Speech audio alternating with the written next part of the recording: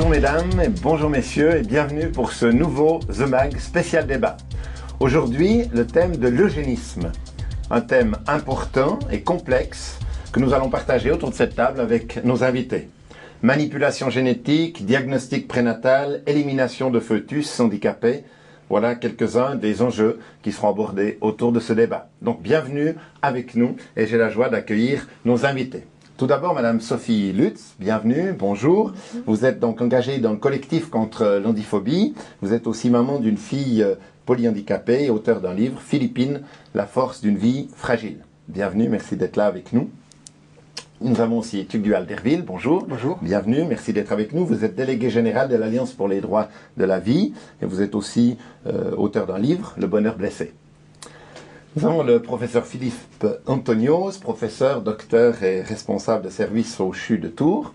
Bienvenue, vous êtes là, vous êtes donc gynécologue et spécialiste d'histologie, d'embryologie et de cytogénétique, c'est bien ça? Bravo. Merci, je ne suis pas spécialiste de ces termes, vous nous expliquerez peut-être tout à l'heure. Nous avons aussi le pasteur Luc Oleknovitch, bonjour, et bienvenue. Vous êtes donc pasteur, je l'ai dit, et puis responsable d'une commission d'éthique des églises baptistes et des églises évangéliques libres. Vous êtes aussi membre de la commission Église et Société de la Fédération protestante de France. Merci d'être avec nous pour ce débat. Enfin, nous avons dans le public un grand témoin. Vous êtes là avec nous, Caroline Greder, bienvenue, merci d'être là. Vous êtes maman de 2 jumelles qui donc ont vu le jour grâce à une PMA, une procréation médicalement assistée. Merci et vous pourrez nous dire tout à l'heure quelques mots de votre témoignage. Donc une première question peut être adressée au professeur Philippe Antonios. Dites-nous ce mot peut-être un peu barbare pour certains de nos téléspectateurs, eugénisme. En 2 phrases, qu'est-ce que ça veut dire? Pour faire bref et au sens strict, et je dirais au dictionnaire, c'est mettre en œuvre toutes conditions qui permettent d'améliorer la race.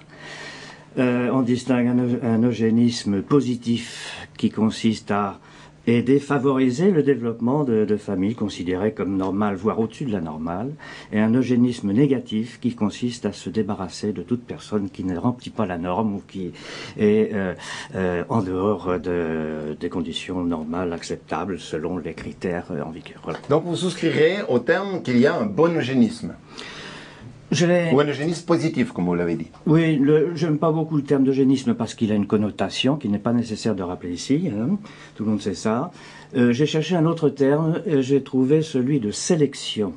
Et il se trouve qu'il y a 4 jours, je lisais un jour une revue de presse de bioéthique que les Britanniques appellent maintenant le DPI, dans certaines indications, le SPI, c'est-à-dire sélection préimplantatoire. Alors là, on est en plein eugénisme. D'accord. Est-ce que Tugdual Derville, vous êtes d'accord de dire que dans certaines circonstances bien délimitées, il y a un eugénisme positif?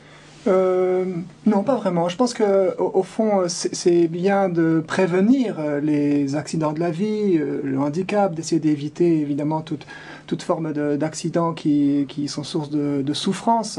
Mais que, oui, l'eugénie, c'est-à-dire de dire que il y a une bonne un être humain positif et puis un autre qui mériterait de ne pas vivre, c'est extrêmement dangereux. C'est-à-dire ce qui se passe.